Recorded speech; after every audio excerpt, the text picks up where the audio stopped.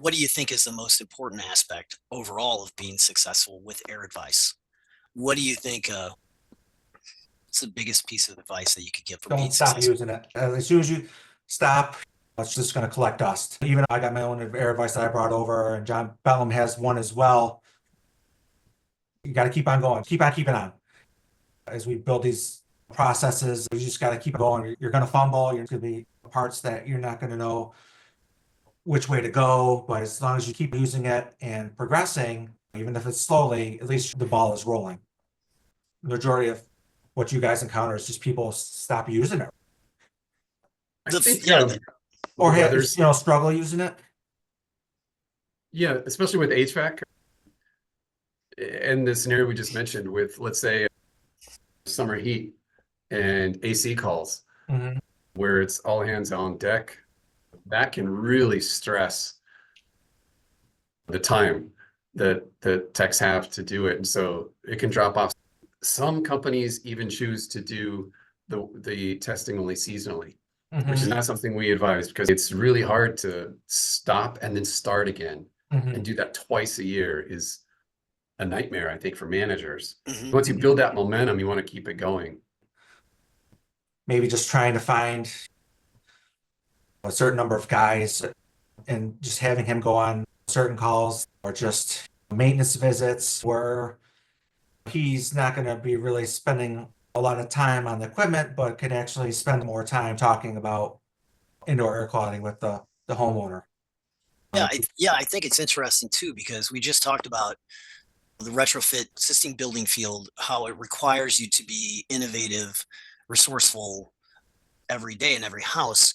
But it's interesting to me that sometimes I see a complete contrast in the way that they run their business, that they're not Mhm. innovative or resourceful. They run into an obstacle. They say, okay, we're using them on every call. Now we're not using them on any calls. We Mhm. talked, I think it was a training we did recently, and Jeff was talking to some managers and saying, if you're short on time, why don't you just do a 5 minute tell people, hey, we ran this report and you have high levels of this and that.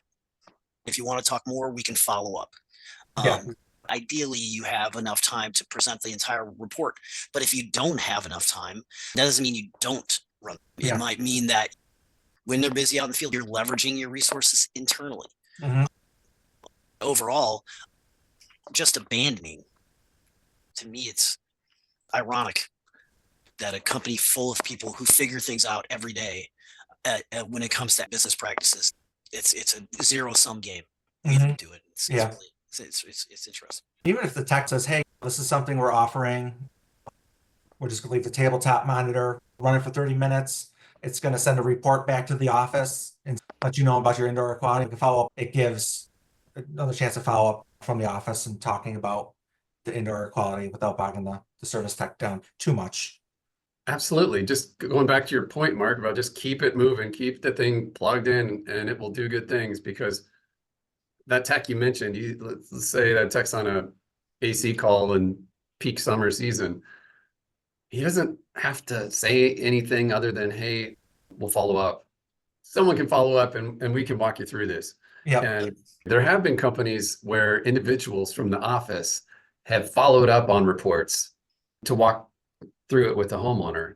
That person has to know what they're talking about, of course, but that has worked. Just to your point about keeping that monitor going, even if it's someone that doesn't have the time to do it on the spot. I think that's Mhm. the a winning strategy. Yep. Yeah, I agree. One of the other things too, I've heard from there's a company in Wisconsin who told me once that to incentivize the use of the monitor to so instead of making it saying, okay, the more indoor air quality stuff you sell, the more money you make, because that's they didn't want the tech to think that was just to sell stuff. Oftentimes you just had a conversation, and like you said, maybe the next guy sells, or you're just planting the seed. So what they'll do is pay for different levels of reports. If you do 75% of your calls, you get an extra $20 that week. If you do about 100% of your calls, it's an extra $50. But I thought that was great because it doesn't give you the impression that it's all about selling. It is really just about building a program and spreading the word and having a conversation with customers about something that nobody else has had a conversation with them about.